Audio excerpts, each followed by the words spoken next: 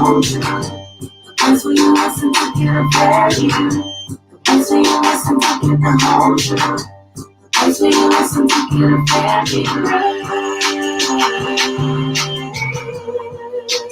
This is Great Talk. This is Great Talk.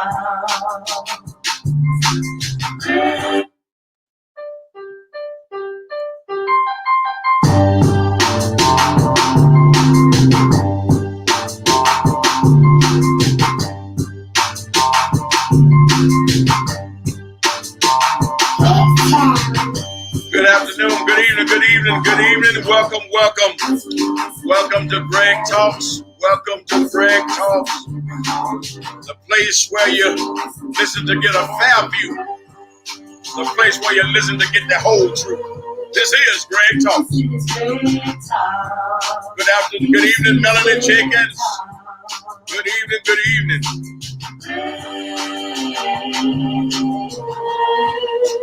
This is Great Talk. This is Great Talk.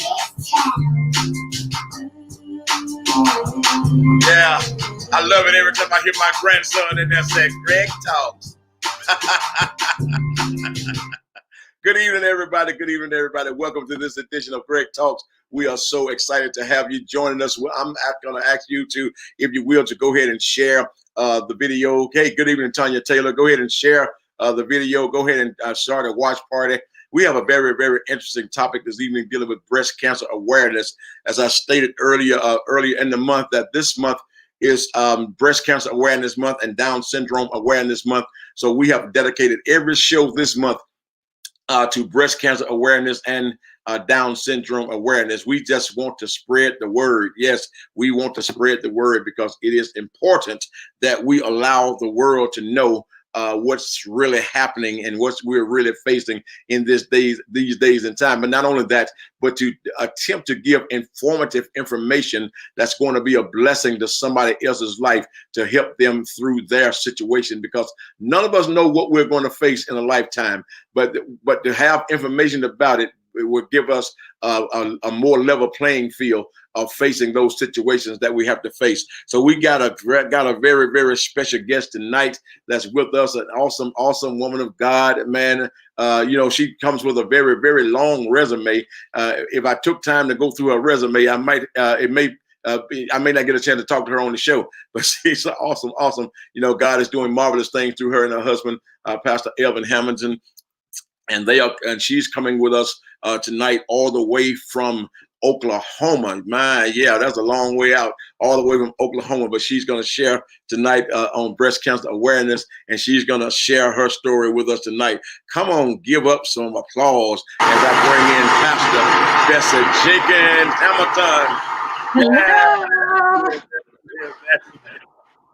Hamilton. Hello, everybody. Woo! Yay! I am so happy to be here. Yeah, I'm so glad to have you. One thing I did not give y'all in that resume, because some of you may look at her and say, hey, she looked like Pastor Rose. And there's a reason for that. She's Pastor Rose's baby sister.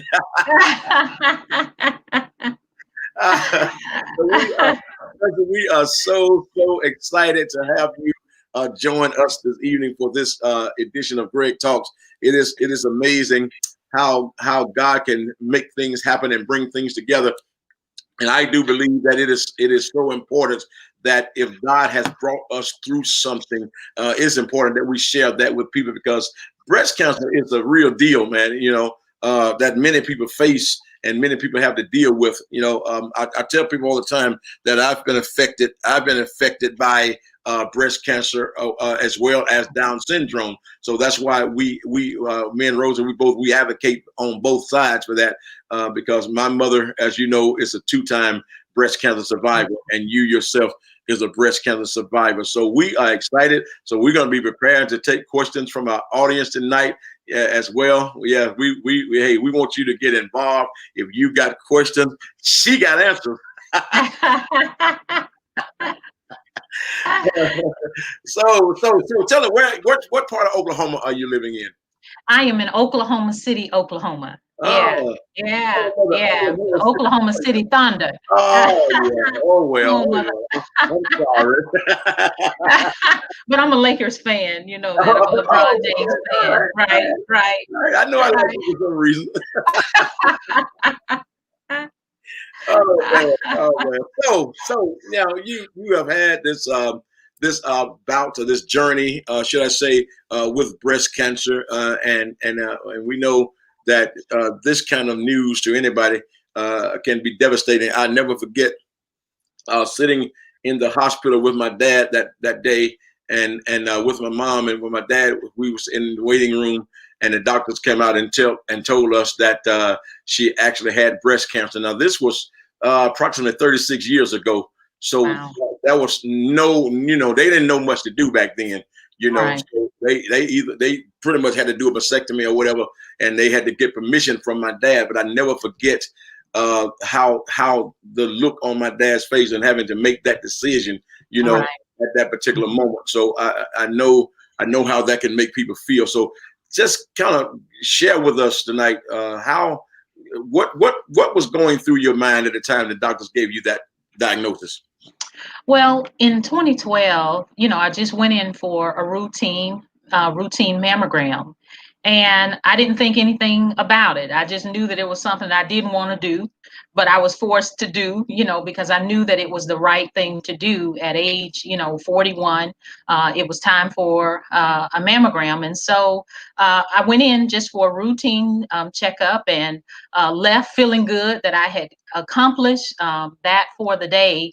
And then later on, sometime, the doctor called back and said, I need you to come in. It looks a bit suspicious. And so he said, you have calcifications, which are little small, grainy kind of balls of salt or so. And 80% of women have this. So no need to worry.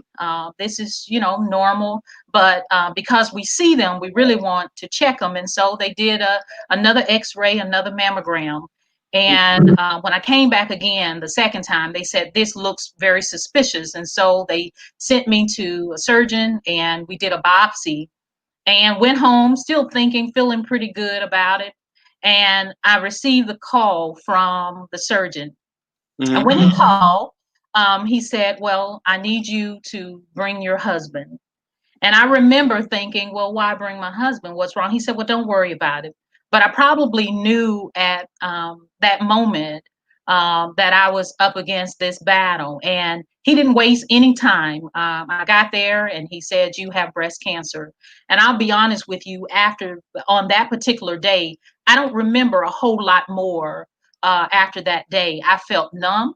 And I remember, thinking at that moment, I didn't shed any tears with the doctor. And I went to my vehicle. And before I went home, I sat out in the parking lot for hours, shedding tears, called my parents, my sisters, and knew that I would have to eventually go home and tell Elvin and my girls. And so it was just this daunting feeling of because anything I knew about cancer at that time, everybody I knew had passed away. And so for me, it felt like a death sentence at that moment. I thought of my little girls at the time, being without a mother, thought of my husband being without a wife. And so it was a very painful time. And I'm sure, for women who are out there who first hear those words, you have cancer, it's almost like a numbing experience because you're in shock and you can't believe that this thing has happened to you. Right. And so that was the initial experience for me, sitting and shedding tears and just allowing myself to go to a dark place. Wow. Yeah. And certainly, those kind of events and that kind of news can be very devastating and certainly can take you to a place that sometimes we believe as a Christian that we won't go. Right. But Right. we, and people, we really never know how we're going to react in a situation until we are faced with that situation.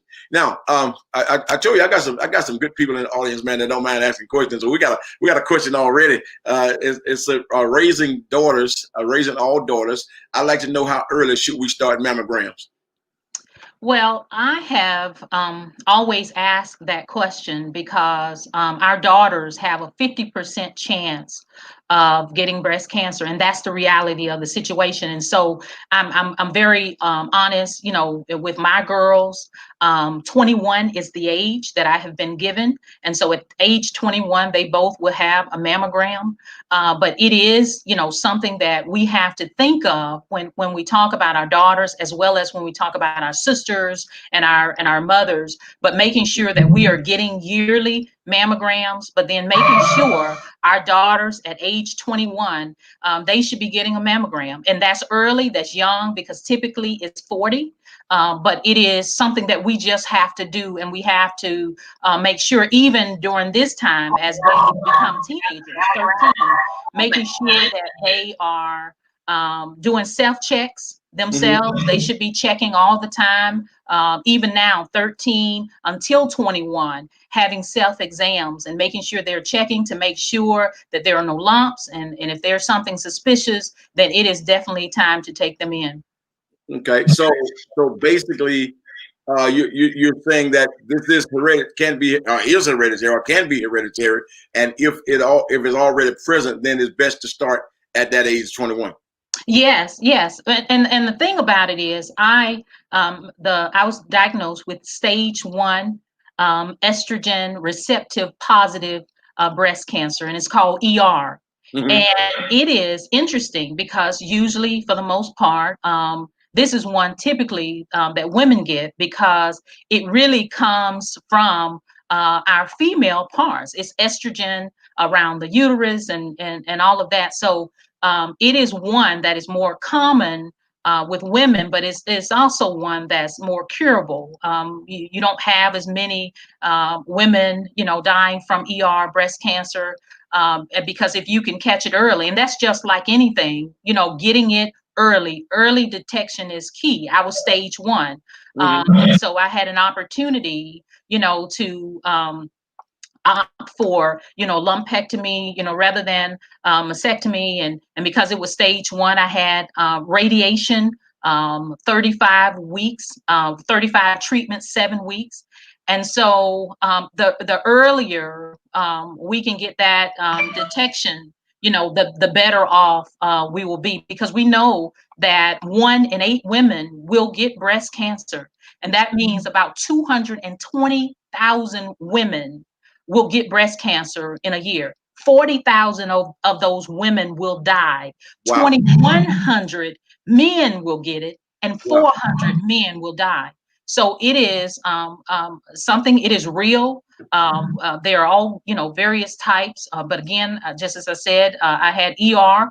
And so it was an opportunity for me I had surgery done at the Mayo Clinic first, then I had a couple other surgeries, but I became educated about it, because just as I said earlier, when I was first diagnosed, it felt like a death sentence. Until I really, I cried so much. I joke now, I cried so much, I had no more tears. And so I knew at that moment it was time to get up and to fight and to educate myself about this condition, this disease. Wow, that's good. That's good. So basically, I hear you saying it's not just limited to women. Men can also. And I remember years ago the famous actor who the original chef, should I say, Richard Roundtree, not Samuel Jackson, but the original chef, Richard Roundtree. He also had a bout with breast cancer as well.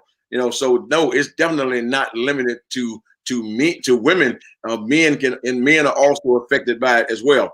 Now, right, you just don't hear it as much, Bishop, because there is in statistics and all the information that we have read and put out, there is shame in some way with men. That's why you rarely hear, about breast cancer with men, even when they are struggling with it, because there's a shame in some way. Oh, I have a woman's disease, in a sense. And so it's not something that has been done, a lot of work that has been done, because men just won't participate in the studies. They just don't want to do it. Yeah. Well, not and I think one of the reasons I don't believe men take their health issues as serious as women do. You know, Right. I'm definitely an advocate for men taking care of their health. Right. But I've discovered that men will not go to a doctor's visit, have Right. good insurance, but won't get a checkup. You know, don't and I've heard some women say the same thing as well. And it says, I don't want to go to the doctor; he may find something wrong. Right. Well, how else are we going to find it? I mean, do I want to walk around until I fall dead or fall very ill? Or do I want to make sure that I can do something that probably could have prevented what I'm dealing with? You know, and you also mentioned about the early detection. Early detection is very, very important. You know, with anything. Now I'm one of those guys that if I feel like something is wrong, I don't mind. I'm going to call the doctor. You know, I remember one day when we had our restaurant down the street. I was having some pains in my chest, man. I'm like, something don't feel right here. So I called Rosa, man. I said, hey, you ready to work here? She said, no. I said, I'll tell you what, I need you to turn around and come back and get me and take me to the hospital. I know that's right. I applaud you for that. I don't take a chance, with my health. Yeah, I don't want to take a chance with that. The doctor, began to press on my chest and stuff. He said, "Can you feel?" Dude, that's I said, "Yeah." He said, "If you can feel that, then it's not a heart attack." I said, "Well, I'd rather for you to tell me than me to." Right, right. That's it. I want to know. Exactly. Exactly. Yeah. Good. So, I got another question. Can you please discuss treatments? Why when you're diagnosed with breast cancer, the treatment's almost as deadly than the actual disease? So that's a two-part question. Wow. Yeah. And there are various treatments. Typically, stage 0 to 2, they will do radiation. And usually when it's stage 3 and above, they will do chemo. And so chemo is rough on most folks because it takes so much out of you. Again, I did radiation. And so I had 35 treatments. So 5 days a week for 7 days. I went and for about 15 minutes. And basically, because I had stage 1 breast cancer, and I ended up having a partial mastectomy, which is a lumpectomy. And so that means they cut the cancer out. And so because of that, I had to do radiation where they aim these beams right on that spot where they've said that even when you have had cancer and they cut it out or whatever, there still could be some cancerous cells around. So that beam radiation is designed to kill the cells. But the thing about it, and just as you've said, it was so painful because it burned up that area for the most part. And you can imagine, not even being able to wear clothes properly because the pain was just so difficult. And it's the same thing with, radiation, the hair and all of that. I found myself losing strands. I didn't completely lose all of my hair, but it thinned a lot. And you are so right that it is a painful thing. And some people, will stray away from it. But right now, it really is the best thing we have between radiation and chemo. And chemo, again, you're putting some things in your body that's going to cause a reaction. But at this point, that's why it's so important with the various walks, Susan Komen and all of these other walks and fundraisers. It's so important to give to those because things have changed so much, just as Bishop said during, his mother time 36 years ago, the only option was a mastectomy. Yeah. And then there's some of those now who have stage 0, they're taking a pill, And so times have changed. I think it's going to get better. They are doing a lot more now than they were able to do even 8 years ago when I was diagnosed. I mean, it's all kinds of things. Again, like I said, the pill was not an option at that time. It is now. And so it is a painful thing that we have to endure. But when you think of the benefits of life, the prayer is that within time you'll get better, but it makes you sick. It makes you feel awful. It messes with your appetite. It thins you down. And so there's so many other side effects to that. but it's, the pain that it caused for me with even now arthritis that I deal with my bones, and certain times when I drink caffeine, I could feel the pain from it. So there are still, things that I deal with 8 years later, but I always think, but I'm alive. I'm here, Yeah, I'm yeah. here. Yeah, And yeah. I think that's what makes the difference. We have to weigh the options, Mhm. and determine, whether we want to live or whether we want to die. And Right. I do believe in many times we have that determination. I mean, we have the ability to make that determination because Mhm. minute. As I heard you say earlier that when you first got the news, it felt like a death sentence. Yeah. And many times I believe that many times when we get these kind of things, we actually sentence ourselves to death, rather than realizing that we Uh-huh. can have life. Even though it feels like I'm about to die now and getting this news, but Right. somewhere there's a switch flipped on the inside of us that, Right. that Right. turns us back to the other direction. And I Right. believe that we hear the voice of God saying, "You shall live and not die." You shall live and not die. And it's becoming educated. That's why when, we have people who say, well, I just don't want to read about it, and I know sometimes it's painful, and we have to be selective in what we choose to read and what we put in our spirits. We want to make sure that My there are God. things that will encourage and inspire us. But at the same time, the more educated we get, the more we know about this disease or anything that we're dealing with, then we can deal with it. Once I understood what I was against, when I went to the Mayo Clinic and they spent hours after days educating me about this condition, and I felt so empowered when I left, though my situation had not changed. I was still battling breast cancer, but I was a different person because God had allowed me to get that information. And I tell you, I was ready to tell my story to whoever wanted to hear. My God. Yeah, Are, yeah. are you referring to the Mayo Clinic in Rochester, Minnesota? Yes, that's where I went. Yes, I understand because we took Miracle there as well when Right, I remember that. she was diagnosed with Moya. So we wanted to go there as well to get a second opinion, and we left the same way you left. We left with a determination and belief that, hey, everything is going to be fine. God got this. That, God got this. that's the same God way got we left this. there. Yeah, yeah. Yeah, and you're talking about the chemo and the radiation and all those things versus the mastectomy or whatever. Back in 1984, when my mom was diagnosed with breast cancer, she did not have those options. Mhm. But again, 3 years ago, I believe it's about probably 3.5 years ago, she was diagnosed again with breast cancer. So she's a two-time breast cancer survivor. So at that time, she had those options. But my mom is, I mean, she's an amazing person. But yet at the same token, she would make comedy out of everything. Mhm. So the doctor was talking about her about the options, about the chemo, the radiation, and all those things, and so he was giving her other options than having another mastectomy, and Mhm. so he says, so what do you want me to do? She looks at the doctor in the eye and says, hey, just cut it off, make both of them look just alike. Right, right. you know, Right, yeah, right, so, but those options are there now. Is not like it was then. right. Again, we want to get this information out, man. We want to share this information because we hear people talking about the Susan G. Komen race for the cure, and we see all of these things happening around the nation, around the world.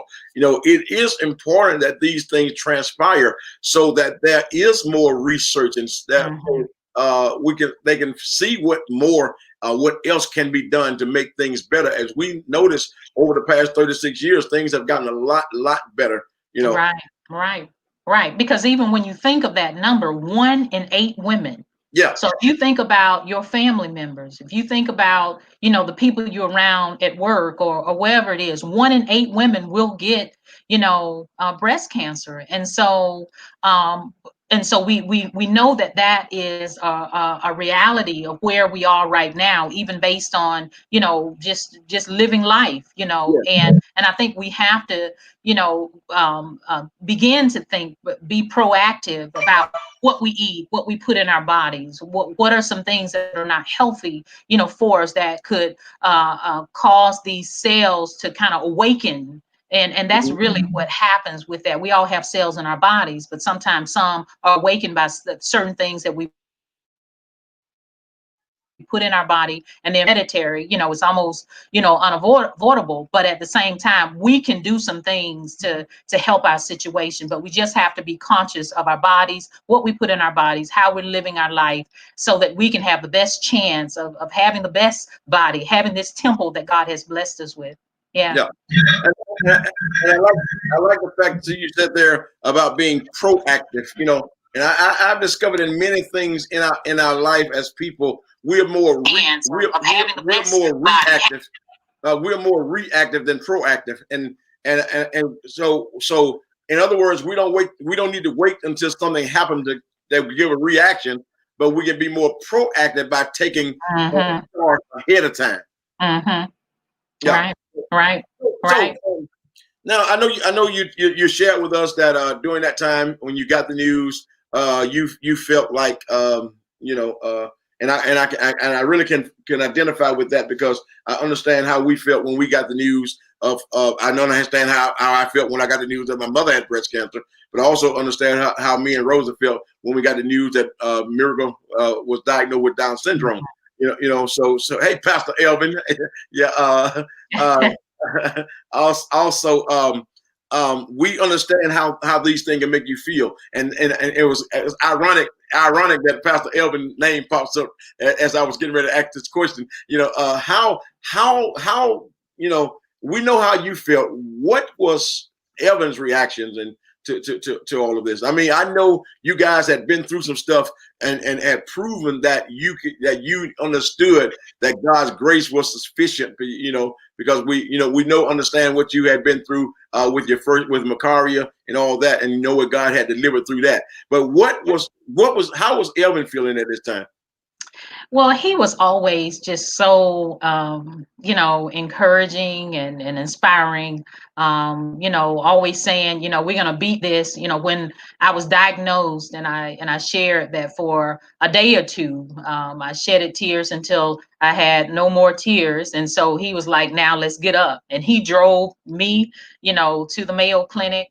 At the time, our girls were starting to school that first day. We had family who came to take care of them, and we got on the road.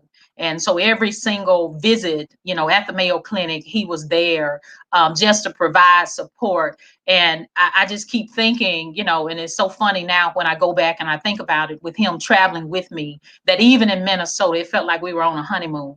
We celebrated like never before, Bishop. We went to every restaurant, did every movie, anything that we could do in between the times. I would go and I would have treatment and do all of that morning, and then those first few days before I had surgery, you know, we were able to enjoy it. And then of course that last day when I had surgery and we were headed back, you know, I was down. But he was, you know, he was the support system that I needed. You know, and all the family, you know, especially my, you know, my sisters who are just everything, all of them calling, you know, calling all day, checking on me, making sure I was good. And so it was a blessing. But, you know, Elvin was the support system that, you know, that gave me the strength to get through. Yeah. We're going to beat this. It's going to be okay. Wow. And we prayed and we stood on the word of God. And I tell you, he was excited about, you know, what God would do in my life and the testimony that I would be able to share one day to the world. So and here you are. What a man. And here you are 8 years later. Here I am 8 years later. God is good. Absolutely phenomenal. So how vital would you say the recovery of a woman is? How vital it is, should I say, is it to have that kind of support from your spouse regarding your recovery? I think it is everything. You know, I'm not going to go so far to say that it's the difference between life and death, but I almost want to get close to that. Yeah. Because I think, you know, whether it is, you know, your spouse, or whether it is for women who are single, having a support system. And hear me, Bishop, it is having the right support system around you. Because I can't tell you, even with having, you know, Elvin, you know, had I not had the strong support of spiritual people, I tell you, there were people who spoke death on my life, you know, even in the midst of going, you know, I'll take care of you girls. I'll do this. I'll do that. And so I think it's important, you know, to guard your heart, but make sure you have the right voices around you who are speaking life in you. And if they are not, then you need to let them exit. And so I think for me, you know, it was having Elvin. He was just a major support, but it was also having other folks around who stood on the word of God for me. And that's all I wanted to hang out with. If you were down and telling me what was going to happen, and everybody had a story, and another thing, you know, people, and they probably meant well during that time. But you know, how many stories have I heard, you know, of people having breast cancer? Oh, but they end up dying. And so we have to be careful what we let people speak into our lives, and we have to stop them and say, listen, if you're not speaking life, and you're not standing on the word of God for me, then, you know, I need you to leave, because I want some people who believe that God can change this situation, that God can do something great, you know, in their life. And so for me, that was it. That was the most important thing, and probably the most important thing that I would say to anybody who's dealing with breast cancer or dealing with any condition. You put the right people around you, make sure they are speaking life, make sure they are encouraging you and blessing you, and helping you to be the person that God has called you to be. Wow. That's phenomenal, because I like what you said there. You know, this is one of the things that Rose and I developed many years ago. You know, is that we don't believe that it's over until God says it's over. It's We not. we don't give up hope until the person has actually taken the last breath and been pronounced dead. Right. Otherwise, we are believing God is going to do something until that time. You know, we decided many years ago not to give up hope. So nothing to us is a death sentence. You know, No. No. nothing is a death sentence. We just gotta keep the faith and believe, and believe like Shadrach, Meshach, and Abednego, and stand on it. Even if he don't, we know he can. You know, Right. so Right. that's very important. I wanted to go back to something here, because and we got another a viewer who said that getting a check is important. I used to believe not knowing was better until I lost one sister, and my oldest sister is on chemo for breast cancer now. Mm. You know, so I think that kind of alludes back to something. And then she also asked us for us to pray for that particular sister that's Wow. doing the chemo as well now. But that kind of goes back to something that I alluded to earlier, is that sometimes we think what we not knowing is the best. You know, but, we've heard the terminology all of our lives. What you don't know won't hurt you, but we're discovering daily now that what you don't know not only will hurt you, but it will kill you. Right. Right. Yeah. Right. And it's something that we have to just be mindful of, that, you know, and especially, you know, and when we see all kinds of statistics in the African American community, you know, we'd rather not go to the doctor. We'd rather not, you know, deal with that. And for the most part, that has been, you know, detrimental to our health, that we just don't want to go to the doctor. That's not something that has been pushed in the Black community. You know, is a form of weakness, is whatever labels we put on it, you know, has hurt us. And so we're at a place now where we can no longer think like that. We can't think like that anymore. We got to get out. We got to get these mammograms. If you have not already had it this year, I encourage you to go ahead on and get it. Don't wait another day. Don't wait another year. It's crucial. It is important to your life. And we just need to do that. We need to do that. Yeah. That is so true. Now, you know, one of the things that I think people think I really talk a lot, and sometimes I might do, you know, but I believe that I really observe more than I talk, and And now I think the older I've gotten, I've become more of a talker, you know, than I were in my younger years. But in my younger years, I really, really would observe my surroundings and observe things that are happening, you know, even now. But I'm still an observer. You know, I watch the news, but I dissect it.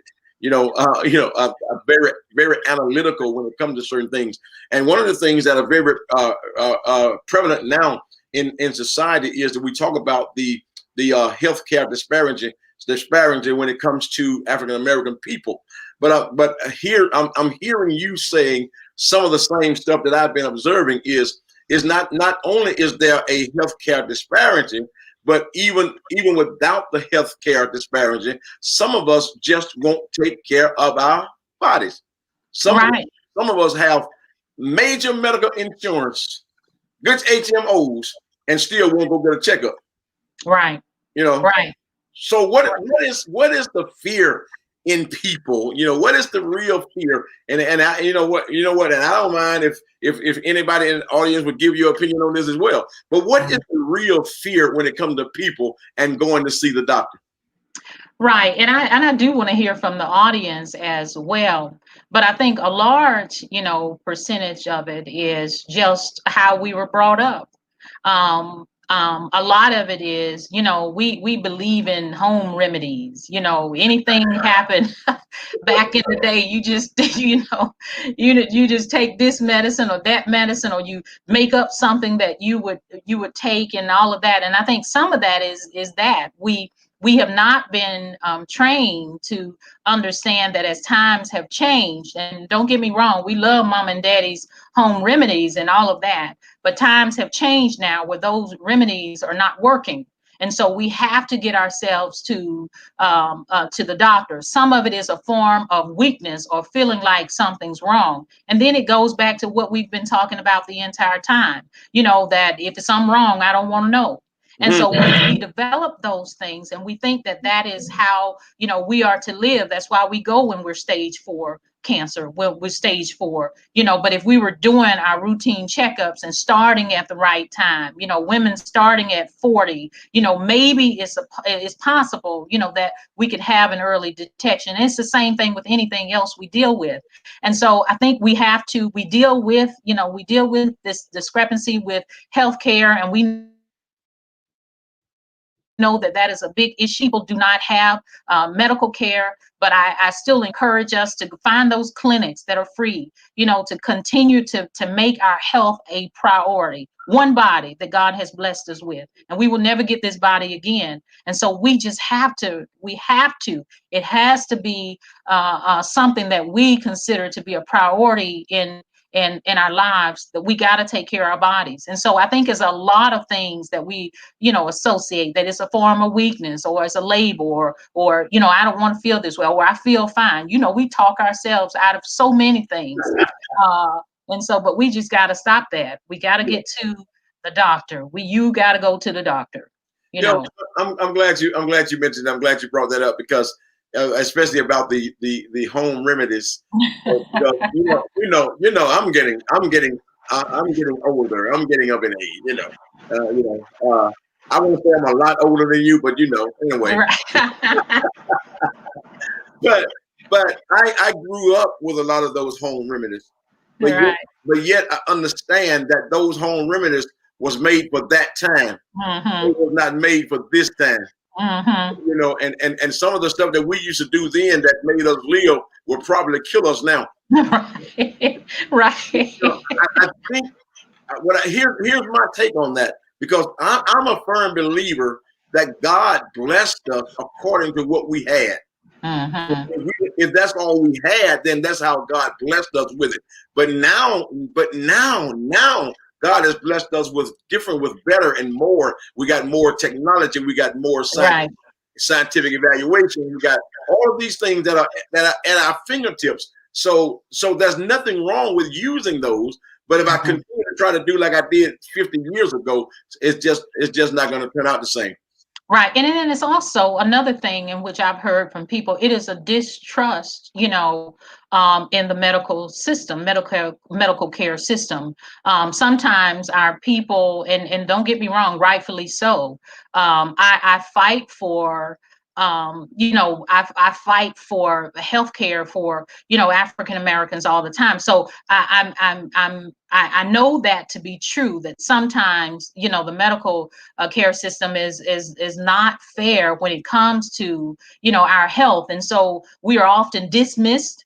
And so imagine a person going, for the first time and feeling something and whatever, and the doctor says, go back home or whatever it is. So sometimes we are dismissed. And so as a result, we are not trustful, of the medical care system. And so we find a way to not go, for that. I've fought for, various things as it relates to women, women with breast cancer. And I don't know if you all are aware of this, or if this is too graphic, but some years ago, probably about 25 years ago, when women with breast cancer would have a mastectomy, women would have to, put white breasts on, as they, and you can imagine the shame in that, to go through a situation where you've had a double mastectomy, and then all of a sudden you have to put these,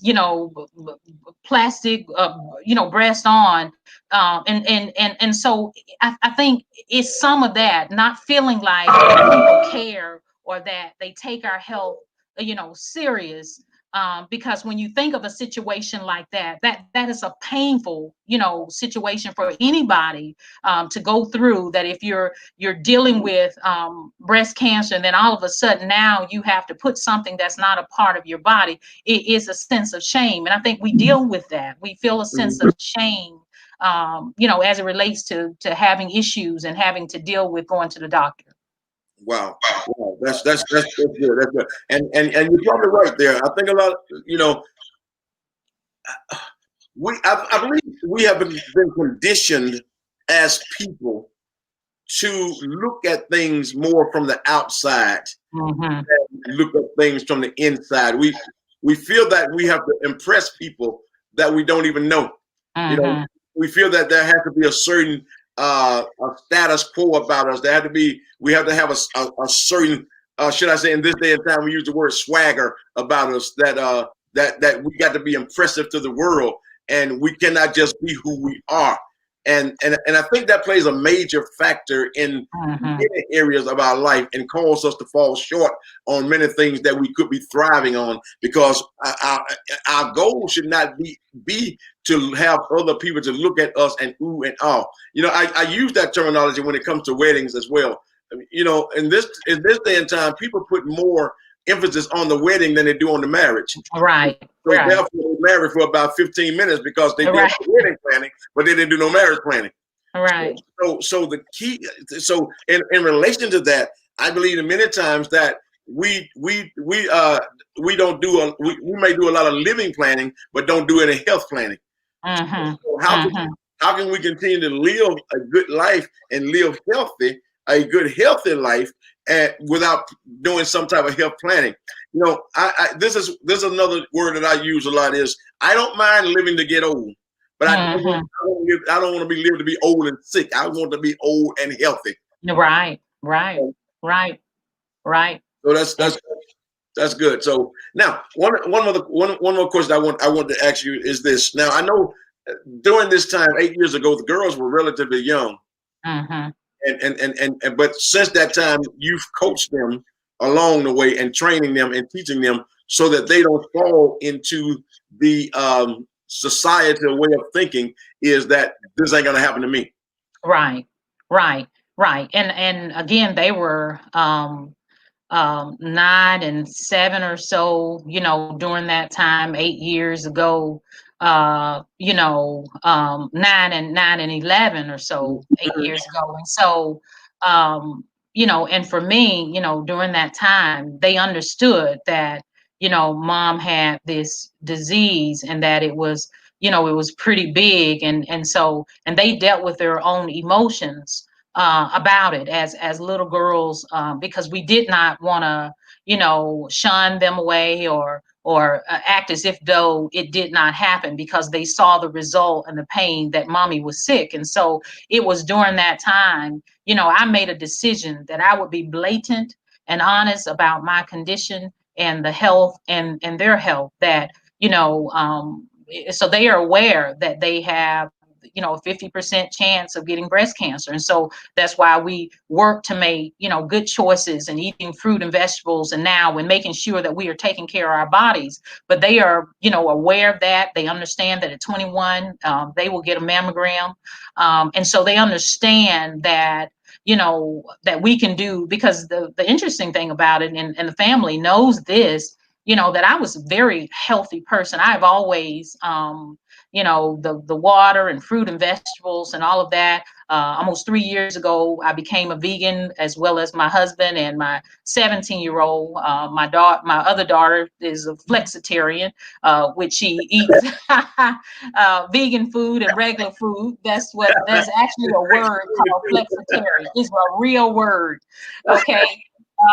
And so for us, we've been just very open and honest about that. And so now we make sure that we are making healthy choices with what we put in our bodies. And so they recognize that, they know the risks involved. And we continue to pray. We don't claim any of that, but we are realistic, in that approach. And I know some people, oh, where is faith? It doesn't have anything to do with faith, but is having faith, knowing that God has given us common sense and education, to help us to become aware of the realities of this, of this disease. And so we're very open. We talk about it, we discuss it. We even do self-exams. They do that probably 2-3 times a week. And so they are completely aware of what's going on and how they need to take care of themselves. And at 21, we'll be ready for a mammogram. Wow. Yeah. I like that word you use, flexitarian. So does that mean if I eat anything, I'm a flexitarian? No, well, somewhat. What flexitarian is a vegan and a regular diet. So for those people, and I almost even encourage that, because that for folks who are not ready to make a decision to completely go vegan, a flexitarian is a person, for the most part, they may do vegan 3 days, 4 days, and they do regular food. Now you're still doing your regular food, but just imagine, instead of doing your regular food 7 days, you're doing it 3 days rather than. And so it's a way, because the whole vegan lifestyle is a way of kind of cleansing your body, getting the toxins out of your body, which again causes diseases. And so that's the thing that we should be working, toward, even if we can't do, something every single day, but it's just that every single day we should not have an unhealthy diet. So even if it's 4 days a week, you say, I'm gonna eat what I want, but 3 days, I'm gonna make sure I'm drinking, half of my body weights of water, that I'm eating fruit, vegetables, legumes, beans and nuts, that I'm going to do that 3 days, and then I'll go back to, my regular diet. So it's a way of clearing out that and then going back. And so I think that's crucial to do, to play with that a little bit. It's funny you said that, because I heard Rosa make this statement to somebody today, because this is one of the things that we've been dealing with, is eating more healthy foods and stuff as well, more nuts and berries and things like that, and of course all the greenery and whatnot. But she told somebody that same thing today. She says, I'm no longer concerned about the bad stuff that I eat. I'm more concerned about the good stuff. I'm like, wow, that's serious. Because if I put enough of the good stuff in me, it will override the little bad stuff that I eat. I'm like, wow, and that's one of the things that she's been doing actively recently is studying this kind of stuff and the effect that it takes on your body. And here's a key as well that I like to share with people, because I believe that everybody needs to know their own body. We need to know how certain foods make us feel. It really doesn't matter that it's good to us. The question is it good for us? And a lot of times we like to do stuff and say, oh man, this make me feel this way. Well, if it make me feel that way, I probably don't need to eat that. We talked about the fact of Miracle having moya moya. I remember being at the hospital with her, and it had gotten kind of late at night, and I go to the sandwich shop I'm gonna get a sandwich because I'm hungry, and me and my son goes into the sandwich shop, and I see this sandwich, and I'm like, man, that looked like it ought to be good right there, but it was spicy. Mm-hmm. So I made this statement. I said, well, you know what? I don't need to eat this. I don't need to eat that spicy sandwich this time of night. I'll get something else. And a guy inside heard what I said. He said, man, go ahead and get it. All you got to do is take this, whatever kind of medication for it. And but my response was, well, if I don't get that, I won't have to take anything. Right. Right. So we have to shift our way of thinking because it's detrimental to our health. So when it comes to breast cancer as well, we have to shift our way of thinking, when it comes to dealing with that. Right, and that's crucial. And I think the thing about it is, and we do that. We know that there's a certain food that gives us reflux or something like that, and we decide to eat it and have the prescription next to us. And the thing about it is just make a conscious decision that I'm just going to do better. I think a large portion of my of the breast cancer diagnosis that I received, at the time also, I was working and I was in just a stressful situation in my job. And so I know that plays a role as well, with health and then stress. So what are we digesting? What are we thinking about? How are we, winding down? What are we doing? Are we holding on to stress and worries and relationships and things that are going on in our lives? And so the thing about it is, it's not just one thing, but it is a comprehensive plan, choosing to do something different. That, okay, if this is stressing me, then, I'm going to figure out how to make my life better, how to stop stressing, how to get in the word of God. If this diet is not working for me,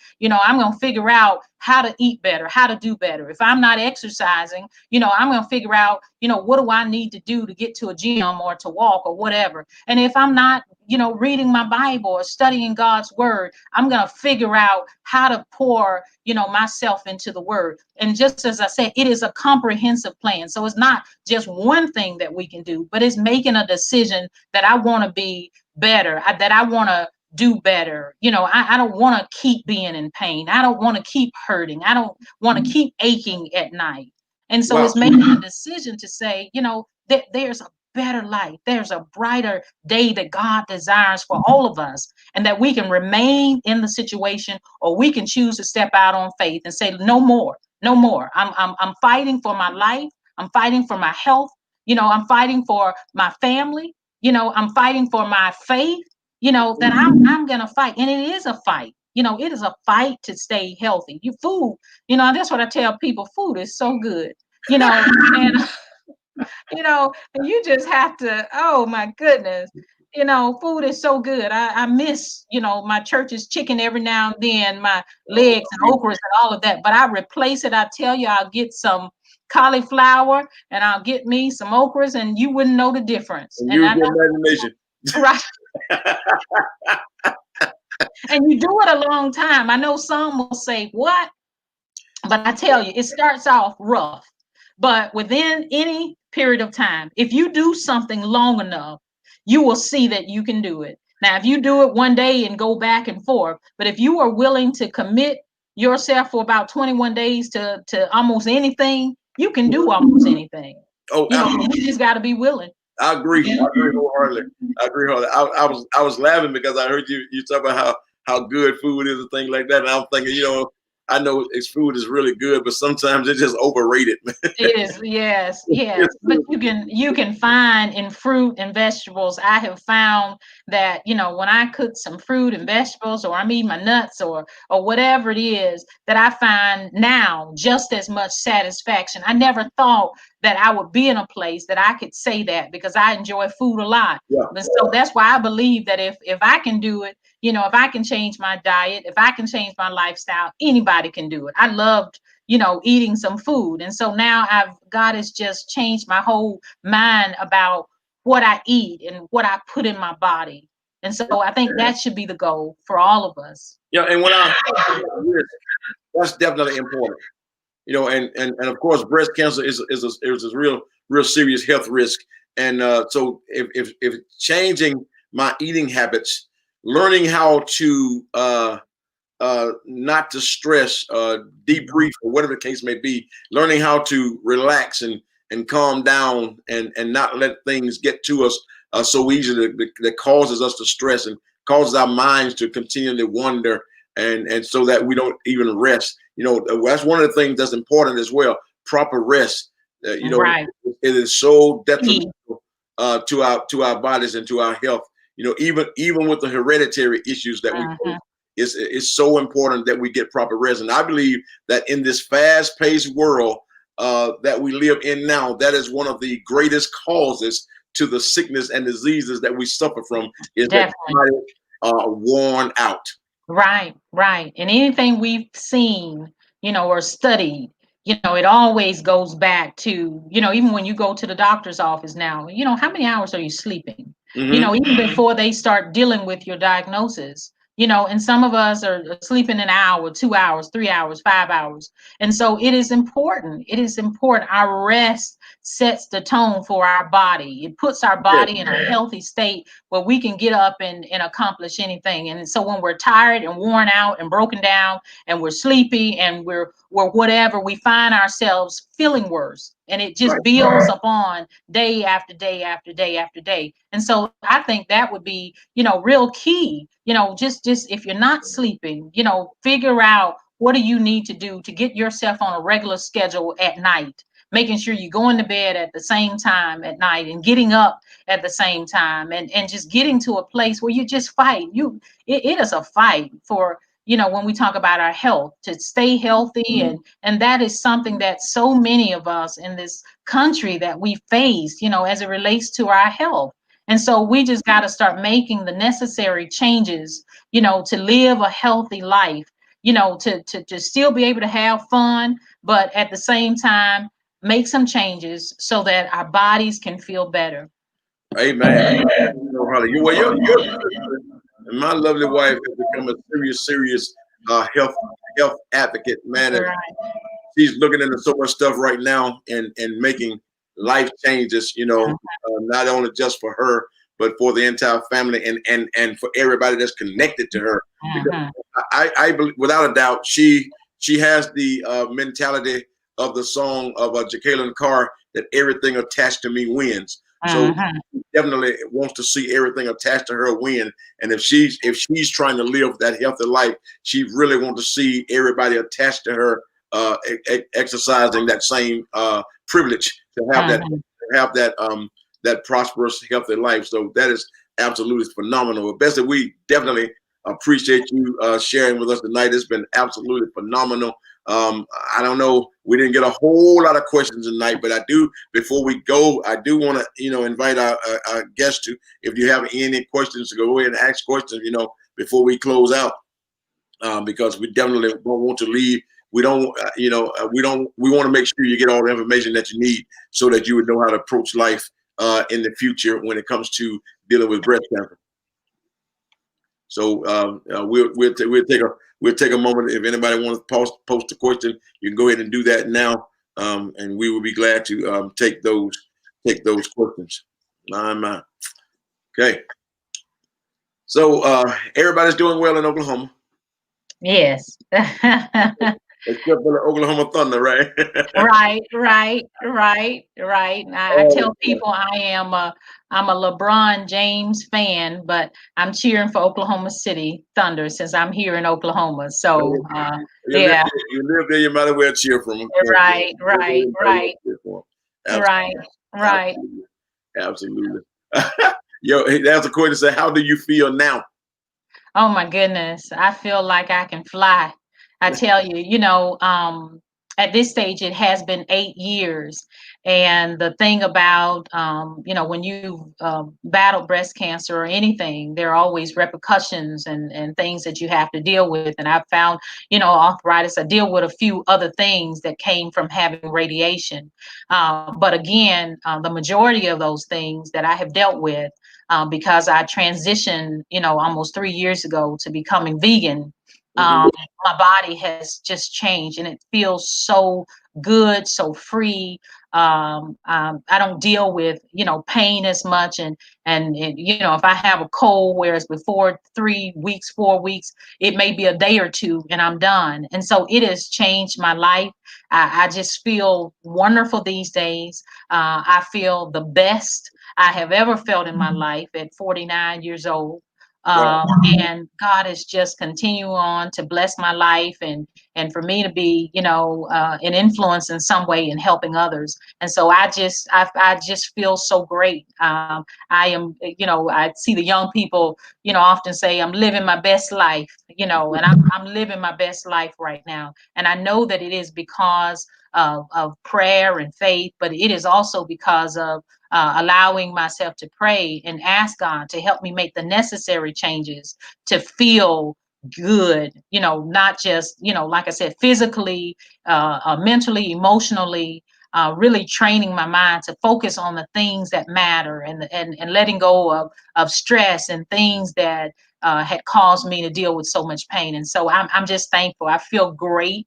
And so I'm thankful to God for this beautiful journey, because it gave me a different perspective on life, to really value life, to value the people in my life, to step out on faith and do some things that I probably wouldn't have done. New direction, and then just spiritual growth, developing and knowing that my faith in God, has gotten me through this place in my life, and I am thankful for the life that God has given me. And so I just encourage all of our viewers, to make a decision. If you're dealing with any kind of pain, make a decision to, look at a holistic way of doing things when it comes to our health. But I'm feeling great these days. So thank you for asking. Awesome. Awesome. Another question says, can you call your doctor for a second mammogram, even if you just had one? Will your insurance pay for another one? Usually, the insurance will not pay for one. They usually will have it once a year. But the good thing about it is, with many of the sororities and fraternities, I know, my sorority, Alpha Kappa Alpha Sorority Incorporated, are always doing mammograms. And so you can go and check that out, which many of them are completely free. There are clinics, there are all kinds of things. You can get a mammogram if you feel like you've had one, at a doctor's office, and you just not certain about it. 2 or 3 months later, you just feel like, and I tell folks this all the time, that if you feel it and it feels like it doesn't feel right or something's going on within, do not waste any time. Go get it checked out. There is nothing wrong with you. If you know your body, you know that it does not feel right. So don't put it off, but know that insurance will only do one a year, but there are many clinics and organizations that will offer mammograms. And so you can find it. I'm sure, if you're wherever you are, look up, your local health clinics in your city. Somebody's offering a mammogram where you can go and get another one if you feel like you need to. Okay, great, great, great, great. Thank you so much for all of that great, great, wonderful information coming to us all the way from Oklahoma City, Oklahoma. We're grateful to have you sharing with us. So thank you so much, Bessie Hamilton. Yes. I believe that our audience definitely have gotten some good information from you tonight, and I believe that's definitely something that they can use for the future. But the key is grasping hold to it and taking it and running with it. Don't just take it and do nothing with it, but take it and run with it. So again, we thank you so much for tuning in and joining us tonight. God bless you and Pastor Elvin as y'all hanging out in Dallas, Texas. Oh, that's right. You're hanging out in Dallas, Texas right now. That's right. Right. Got away. Yeah. Living in Oklahoma City. Yeah. Just relax. Yeah, hey, we need that sometimes. Hey, that's called the de-stressor. Right. It's called the de-stressor. Yes. It sure is.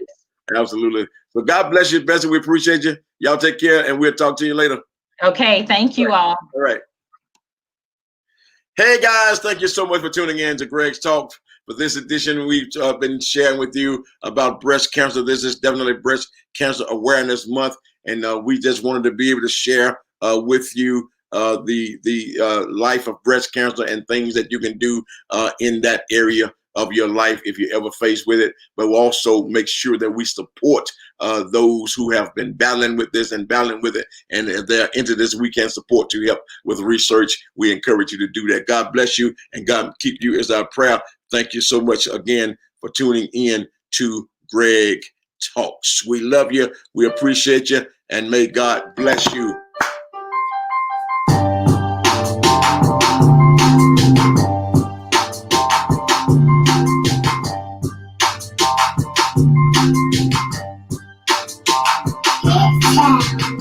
The place where you listen to get the whole truth. The place where you listen to get a fair view. The place where you listen to get the whole truth. The place where you listen to get a fair view. This is Greg Talk. This is Greg Talk.